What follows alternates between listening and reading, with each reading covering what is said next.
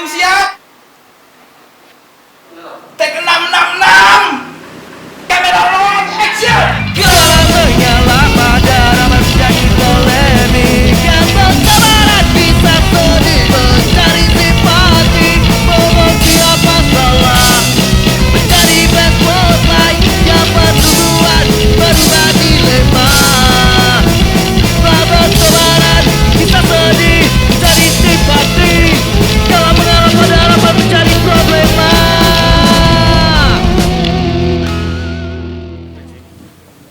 Kan ya. Nah. Roll. Halo, selamat datang di Problem Podcast. Untuk episode perdana ini podcast yang akan kita bawakan apapun itu yang pantas dibahas di sini kita bahas secara asik dan tentunya bisa diterima oleh kalian semua. Oke, kita malam ini udah kedatangan dua pionir ini di. Oh ya, kita akan mengangkat isu atau tema tentang persepak bolaan atau seputar itulah, supporter, movement dan pergerakan lainnya. Di sini udah ada, kenal dulu Mas siapa? Radit. Iya. Mas Prima. Yes. Ini kalian berdua ini berperan di sepak bola. Kita bicara lokal dulu ya. Iya, Di skena lokal itu kalian ada peran apa atau mempunyai pergerakan apa? Boleh diceritakan ke teman-teman di episode perdana ini. Semoga teman-teman bisa ikut enjoy ngobrol dengan kita. Oke, silakan diceritakan aja Mas Radit ya? Iya. Oke. Ceritakan aja, maksudnya Mas Radit di sini sebagai apa, ada kontribusi apa di persepak bolaan lokal sama Mas Prima. Monggo, silakan. Ya, make the long story short sih sebenarnya beberapa tahun terakhir aktif di Ultras Persibara sama sebelumnya juga masuk ke dalam kelompok supporter Baramania. Oh iya. Mas Prima Kalau Mas Prima sendiri sama Mas Radit supporter. Iya. Oh, dari supporter. Satu angkatan loh. Satu angkatan ya. Oh ya, ini sekalian kan maksudnya dari setahu saya itu di skena supporter lokal itu ada pengelompokan. Ya, kalau boleh diceritakan apa saja buat teman-teman yang belum tahu, di supporter itu nggak cuma satu, tapi ada beberapa kelompok atau aliansi semacam itulah. Silakan Mas Radit atau Mas Prima yang mau jawab nih. Nah, karena dalam kelompok supporter sendiri sebenarnya ada beberapa kultur supporter yang ada di Indonesia, terutama kalau di Banjarnegara sendiri kan ada Ultras, ada Hooligan dan juga ada Mania. Nah, kalau Ultras itu kan biasanya lebih mengambil inspirasi dari kelompok-kelompok supporter yang ada di Italia. Hooligan lebih ke Inggris, Britania, dan Mania sendiri banyak yang gabungan kedua itu atau bukan? Kan ada Ultras, ada satunya Hooligan ya? Hooligan dan satunya lagi itu Mania. Dan Mania ini tipikal supporter yang kayak gimana gitu. Nah, kalau Mania sendiri sebenarnya diambil dari sejarahnya, mungkin banyak yang bilang bahwa Mania adalah kelompok supporter yang mungkin asli dari Indonesia, tapi sebenarnya kalau diambil sejarahnya lagi, supporter itu ada Mania karena waktu itu pemain-pemain dari Amerika Latin banyak yang main di Indonesia, terutama di Arema. Salah satu pemainnya waktu itu Paco. Iya, Paco. Jadi itu Chile, saran Amerika Selatan. di Liga Indonesia sekitaran medio tahun berapa itu? 90-an mungkin. 90-an ya. Oh iya. Setelah berarti langsung dari Amerika sana diadopsi ke Arema pertama yang di Indonesia. Di Janjan lagu-lagu ya. Oke. Iya. Buat teman-teman yang belum tahu gimana sejarahnya bisa Ultras bisa sampai ke Indonesia, barusan udah dijelasin sama Mas Radit ya, intinya dari Amerika langsung diadopsi yang pertama kali itu oleh Arema Malang ya Mas? Arema ya, oke. Pemain Amerika yang main di Malang. Pemain Amerika yang main di Malang. So, nah, Itu kisaran 90-an ya? ya 90-an. Jadi gini, apa ya, pas waktu itu kan kebetulan dari Chile, dan salah satu lagu dari kelompok supporter Indonesia yang paling terkenal kan yang Yo Ayu. Oh iya. Terus Iya itu saya sering saya itu dengar. aslinya lagu Famos Chilenos. Oh, Famos Chilenos. Ada toko di YouTube. Oh, berarti nggak cuma kayak semacam prinsip pemikiran yang diadopsi dari Amerika, termasuk chant juga diadopsi dari Amerika, kita rubah di sini, dirubah sama bahasa Indonesia gitu ya. Iya. Oh iya. Ya mungkin juga apa ya, tidak semua tidak semua yang ada di luar bisa diaplikasikan. Mungkin tetap ada yang namanya modifikasi lah. Modifikasi ya. Mungkin Mas Prima ada tambahan soal ultras tadi, ultras, hooligan sama mania. Kalau dari subkultur yang ada di Indonesia, sebenarnya kalau banyak kan ada di mania. Iya, Terus mania. ada hooligan. Hooligan. Hooligan sendiri kan itu kalau saya ngadopsi dari Britania, Inggris, Britania. yang sebenarnya itu bukan sebuah kelompok sporter yang dasarnya dari sporter. Dia kan sebenarnya sekumpulan kelompok ya, yang ada konflik, terus mereka mengidentitaskan dirinya saat ribut sama polisi di sana.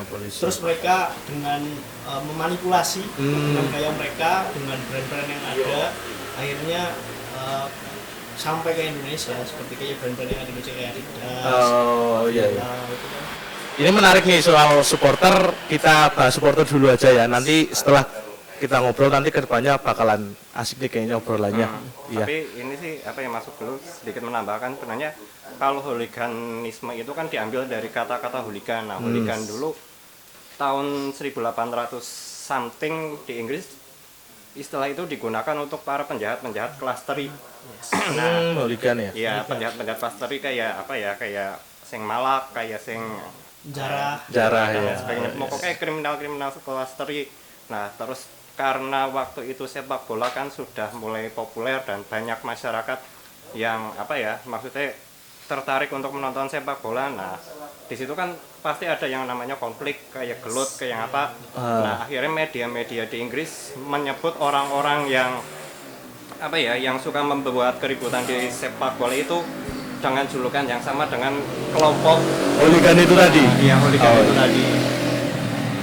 Nah, terus dimulai tahun 70-an lah, 70-an something ketika apa ya, ketika kerusuhan itu sudah semakin terdeteksi oleh polisi, mereka yang apa ya, yang sering membuat rusuh itu kan apa ya, sering mulai terdeteksi polisi ya caranya. Ya. Akhirnya cara mereka untuk Biar nggak ketahuan polisi. biar nggak ketahuan polisi, iya, akhirnya iya, mereka iya. menggunakan pakaian-pakaian sing apa ya, populer. sing populer waktu itu, kayak brand papan atas kayak dari Burberry, dari Fila dan lain sebagainya, sebagai alat kamuflase. Terus yang mempopulerkan itu, yang akhirnya menjadi apa ya, subkultur kasual, adalah salah satunya kelompok supporter dari Liverpool. Liverpool ya. Oke, Liverpool. Dari Liverpool, karena waktu itu tahun itu kan Liverpool sedang jaya-jayanya dan sering melakukan tour ke ini apa ya, Ke benua-benua ya. ke Mas? Eropa, mungkin Eropa. ke Prancis, ke Italia. Oh, Akhirnya selain apa ya, menonton sepak bola, mereka juga membuat kerusuhan dan menjarah toko-toko yang ada di sana, kayak Villa, Adidas dan sebagainya. Oke, kan brand-brand yang ada di Eropa daratan waktu itu. Oke, kalau barusan ngobrol soal supporter nih. Supporter yang saya lihat dan yang sering saya lihat di media massa itu, kenapa identik dengan kekerasan sih? Maksudnya tinggal datang ke stadion, dukung timnya, kita senang-senang bareng gitu. Kenapa selalu ada gesekan? Dan yang lebih parahnya itu gesekan antar supporter gitu. Satu supporter maksudnya, satu tim punya dua supporter, nah itu gesekan itu kenapa itu? Maksudnya mesti pemicunya ada aja gitu. Mungkin dari Mas Prima ada bisa menjelaskan kenapa maksudnya mesti ada gesekan itu di antar supporter gitu. Kalau dari saya sendiri sih kembali ke komunitas itu sendiri, dari kepercayaan. Iya, yang selama mereka anut. Ya mungkin beda pandangan aja sih. Beda pandangan. Iya. Selain itu mungkin di dalamnya juga ada sisi personal yang kita nggak pernah tahu antara komunitas itu paling. Ini Mas, bentar dulu Mas Radit, ini kan Mas Prima sama Mas Radit sebagai supporter di skena sepak bola ini kan ya, atau sebagai ada tambahan lain, mungkin ada nggak sih kira-kira pemecahan dari masalah supporter itu gitu? Yang saya lihat ini dari tahun ke tahun itu mesti ada aja gitu. Sebenarnya nah kalau hal-hal yang seperti cara aku sih apa ya, hal-hal yang muncul secara organik sih. Jadi Iya. nek caranya nyolo karena kayak apa ya, siki ngomongin kekerasan itu kan sebenarnya tidak hanya terjadi di sepak bola lah, kayak di jalanan dimanapun itu kekerasan pasti terjadi. Tapi kenapa itu menjadi apa ya, menjadi lebih identik ke sepak bola? Tapi menurutku ini lebih karena di peran media saja sih. Nah sekarang media memberitakan sesuatu kan pasti mencari klik, mencari apa ya, pembaca yang banyak, dan kekerasan di sepak bola itu menarik untuk diberitakan. Ya, makanya itu kalau buat di headline itu kelihatannya itu punya porsi yang gede gitu. Ya, kerusuhan supporter apa gitu. Sampai sekarang pun belum ketemu itu solusinya. Bagaimana Mas Adit sama Mas Prima kan sebagai supporter nih? Menurut pengalaman pribadi aja, maksudnya kan tergabung di Ultras. Mungkin antar Ultras apa tadi kan ada 3 kan ya, antara Ultras, Holigan sama Mania ya. Itu mesti ada gesekan itu dari mungkin dari pihak Mas Ultras ini ada apa namanya mediasi penyelesaian masalah biar nggak rusuh, nggak apa, kita datang bareng-bareng ke stadion, kita dukung bareng-bareng kan malah enak itu. Ya sebenarnya menurutku malah justru asiknya jadi supporter justru karena malah asiknya gitu, ada hal-hal yang kayak gitu ya. Kayak gitu, karena gini loh, karena menurutku sepak bola itu kan kayak katalis dalam hidup. Jadi setelah kita bekerja selama apa ya 6 hari dalam 1 minggu, kita butuh 1 hari untuk melepaskan segala beban hidup yang ada. Saya kalau boleh diistilahin, saya pernah dengar itu kayak semacam weekend offender apa weekend defender bukan sih? Weekend offender ya. Akhir pekan itu digunakan untuk melepaskan beban lah, Iya, beban hidup dan lain sebagainya, bersenang-senang. Ada yang nonton ke stadion, ada yang nonton ke bioskop, macam-macam ya sebenarnya ya. Dan saya lihat kalau lihat tayangan kan kita bicara skena lokal. Kalau di TV lokal, liga lokal itu udah banyak tuh yang nonton bukan cuma cowok-cowok remaja apa, udah keluarga, konsepnya udah family ya. Ya football for family ya. Iya itu kan salah satu maksudnya tahap yang lebih bagus. Jadi supporter masyarakat awam itu ngiranya itu supporter itu nggak cuma rusuh-rusuh, ternyata ramah juga buat keluarga gitu. Itu sih mungkin ada sih ya, cuma menurutku iki luwih maring apa ya, maring apa sih aku mau ngomong pertama, karena ngomong psikologi masa orang-orang ketika berkumpul itu kan mesti menimbulkan keberanian yang berlebih. Iya. Mereka berani karena berkoloni, iya bukan sih, ya. Dari itu sih, tapi kan nang sepak bola sendiri ini kan lebih maring apa ya, sebagai sarana aja sih, karena rivalitas yang ada di kelompok supporter sepak bola sebenarnya didasari dulu oleh persaingan antar daerah kayak gitu. Ya antar daerah. Terus yang saya masih pingin saya tanyakan, Mas kan dari supporter nih, udah ada movement apa buat dari supporter buat pergerakannya di kalangan kalian? Mungkin ada movement apa gitu yang bahasanya itu masyarakat itu bisa ikut merasakan movement dari kalian? Ya, yang paling deket-deket ini aja deh. Kita rilis kayak buku ya, bacaan-bacaan, kita nambah buat literasi buat teman-teman juga, nambah ilmu aja sih, buat bacaan juga. Bisa didapetin di mana itu Mas? Bisa silakan ke barangkali teman-teman pengen beli bukunya ya Mas. Baru cuma buku atau cuma ada merchandise lainnya? Kalau dulu waktu kita masih aktif di liga, kita sempat ngeluarin zin juga. Zin. Yes. Ini salah satu contohnya Mas. Yes.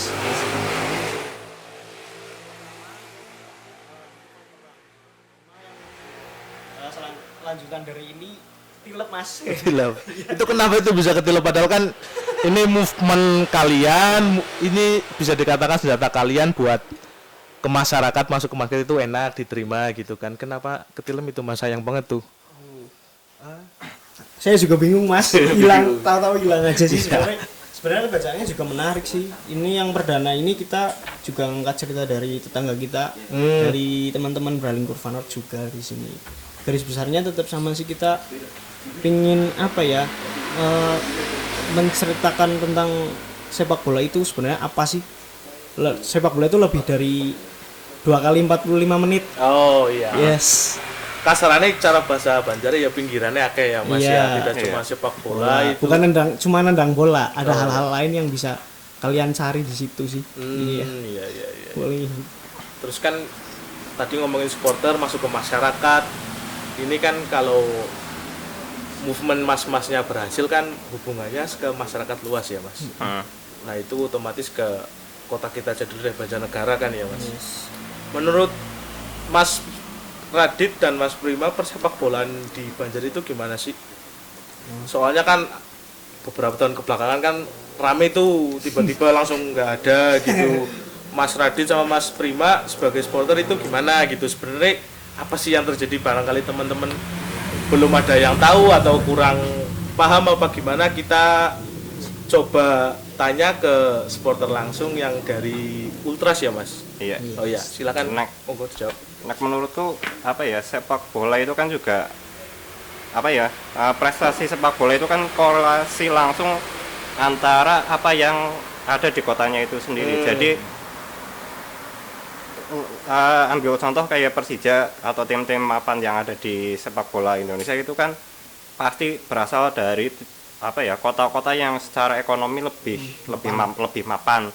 Jadi nek untuk apa ya, sepak bola Banjar sendiri sih lebih bagus. Apa ya, bisa hidup aja itu udah bagus nek menurutku loh. Yes. Berarti secara nggak langsung ekonomi di perdaerahan itu mempengaruhi tim di daerah itu.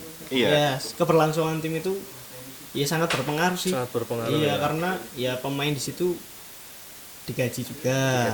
Oke. Tentunya mereka juga apa ya, ngasih kontribusi ya, kita juga ngasih imbalan juga buat pemain. Oh, iya. Karena juga kita sebagai supporter juga kadang-kadang juga punya ekspektasi.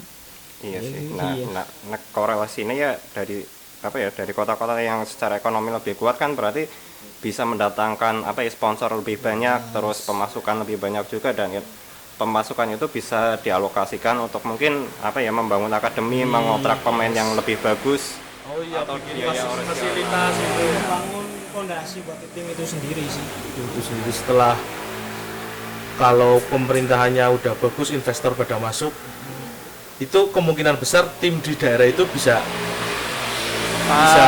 berkembang atau gimana ini mas? Ya mungkin lebih mudah untuk berkembang sih Lebih mudah sebenarnya, berkembang. karena apa ya, perputaran ekonomi di situ lebih hidup. Lebih hidup ya. Oke, berarti kan ada korelasinya. Kalau tadi kita ini ngomongin sepak bola ke pemerintahan, ke masyarakat gitu. Emang nggak apa-apa itu kalau kasar apa bahasanya dari ke pemerintahan ikut campur ngurusin ke sepak bola. Ya kita juga lihat dari tim sih. Kalau Dari di tim, Indonesia sendiri kan memang tim itu kan dari sisi pendanaan kan juga dari APBD. APBD, ya. Iya. Terutama yang tim-tim dari Liga 3 kan. Liga amatir. Liga amatir. Liga amatir masih memakai APBD ya Pak? Iya. Gimana itu? Kecuali kalau memang kita udah naik ke kasta yang lebih tinggi. udah itu profesional ya. Iya, itu memang sudah diharuskan berbadan. Itu emang ada regulasinya atau Ada ya? ada sih sebenarnya gini. kalau soal ini kan jadi menarik nih obrolannya dari tadi, dari supporter terus ke masyarakat, itu semacam kayak dari daerah ke pemerintahan. Itu gimana supporter nanggepinnya kalau semisal ada pemerintah yang peduli nih ke tim sepak bola di daerahnya itu sendiri gitu. Mas dari supporter menyikapinya gimana itu?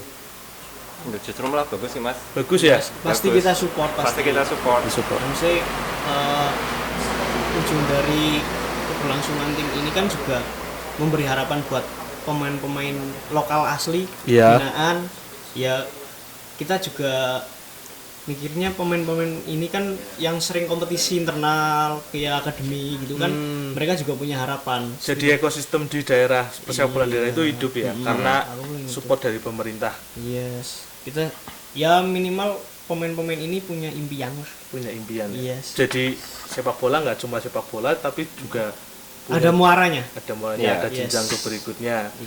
Karena apa ya, kalau di di sepak bola Indonesia sendiri kan memakai sistem perserikatan ya. Jadi apa ya, pasti setiap tahun digelar kayak kompetisi internal di ASKAP.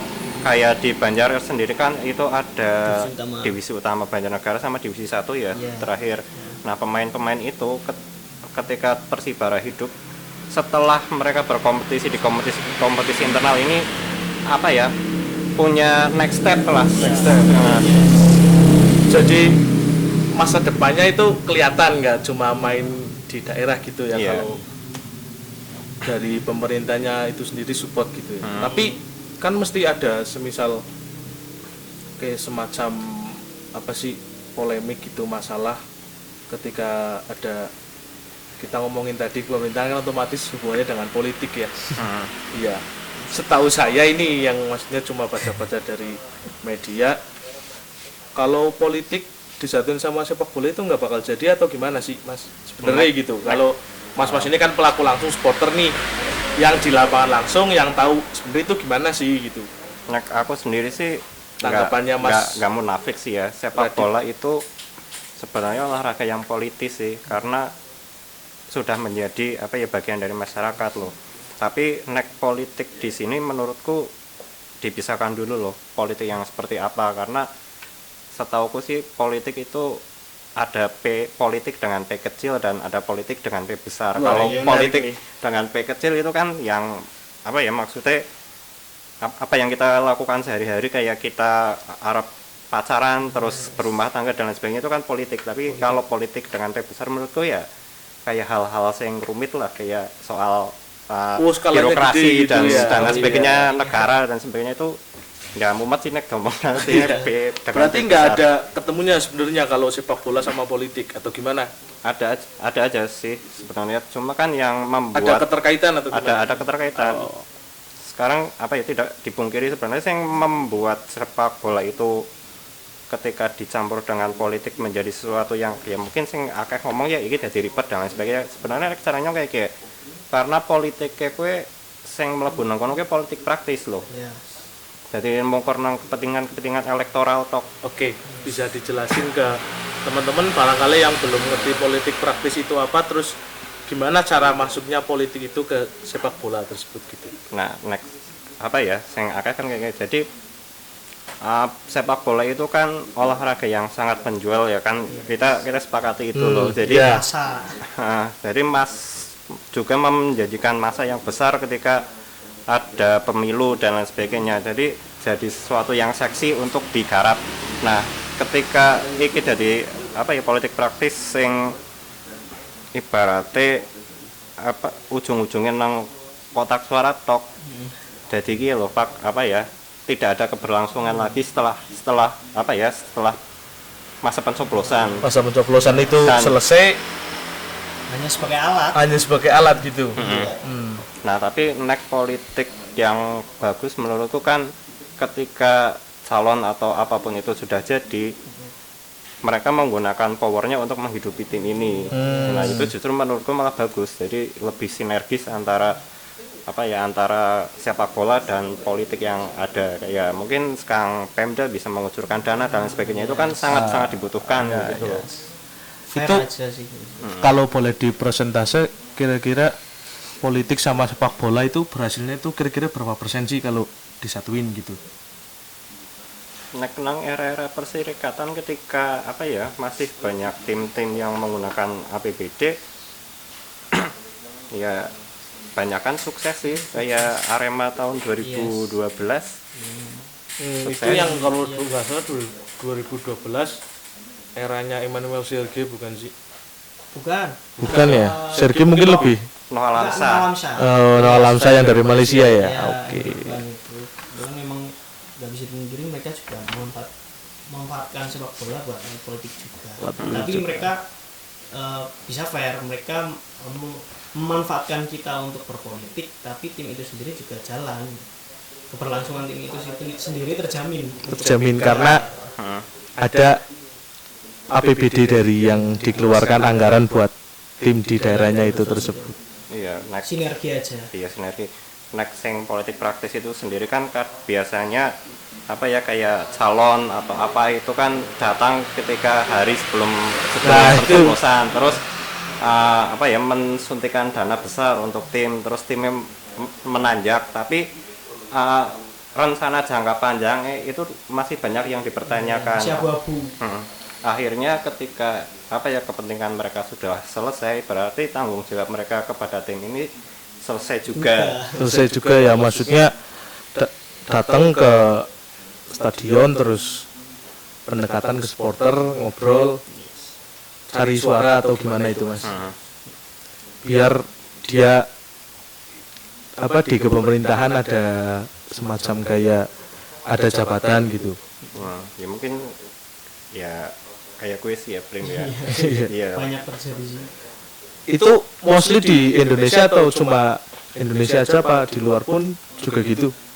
Kalau di luar kebanyakan itu udah apa ya, udah PT sih ya Prim ya. Udah PT, jadi mereka udah kepemilikan, jadi kita nggak antara pemerintah sama klub itu udah dua hal yang berbeda. Kita nggak bisa memanfaatkan tim itu secara 100%. Kalau di luar negeri. Yeah. Oh iya. Oke, nyambung yang tadi kita bicara supporter politik banyak. Ini kalian berdua kan dari supporter ya. Itu kegiatan di hari-harinya apa, mungkin punya pekerjaan? Ini kan lagi di masa pandemi, liga di lokal juga belum mulai atau udah mulai ya. Itu biasanya sehari-hari apa yang kalian lakukan buat bisa tetap hidup sebagai supporter? Ya mungkin kalau dari from kita kemarin sih ya salah satunya bikin buku itu, yang satu yang nambah literasi, yang kedua ya. Kalau dari saya pribadi pengen bikin buku juga yang ngangkat sejarah tim itu sendiri. Kita pengen menggali identitas tim itu sendiri, jadi kita pengen dukung tim ini karena kita tahu apa yang kita perjuangkan sih. Ya salah satunya kita mau cari arsip-arsip tentang sejarah zaman dulu, jadi ada sisi pride juga dari sisi pride yang bisa dijadikan buat bertahan hidup ala supporter. Mungkin Mas Rio ada tambahan? Apa ya? Nah, aku sendiri sih tetap lah dari jam 7 sampai jam 6 ya bekerja sebagai apa ya, sebagai orang-orang pada umumnya sih. Jadi menurutku supporter sendiri itu kan apa ya, seperti jalan hidup sih, jalan hidup ya, way of life. Jadi supporter is way of life. Ya kayak katalis apa ya, mengisi kebosanan setelah 1 minggu bekerja, perlu 1 hari untuk senang-senang. Ini kalian udah ngeluarin beberapa katalog buku atau merchandise kaos, barangkali teman-teman pengen bisa mendapatkan merchandise dari kalian, silakan bisa didapetin di mana? Kalau buku yang pertama berjudul Sepak Bola Kepingan Sejarah Permainan Kelas Pekerja, bisa didapatkan di Instagram di Kalibus Pustaka. Oke, bisa didapetin di Kalibus Pustaka merchandise atau produk-produk dari mereka, ada zing, ada semacam majalah rubrik ataupun kaos, itu ada di situ semua. Itu harganya terjangkau kan ya Mas buat? Yes. 40.000 aja. Wah, 40.000. Kalian udah bisa banyak dapat pelajaran di satu zing ini. Bisa langsung kalau enggak hubungin ke Instagramnya mereka berdua. Ada zing banyak. Oh iya, ini kebetulan Mas Udin bawa zing banyak. Kita coba lihat aja dulu di sini.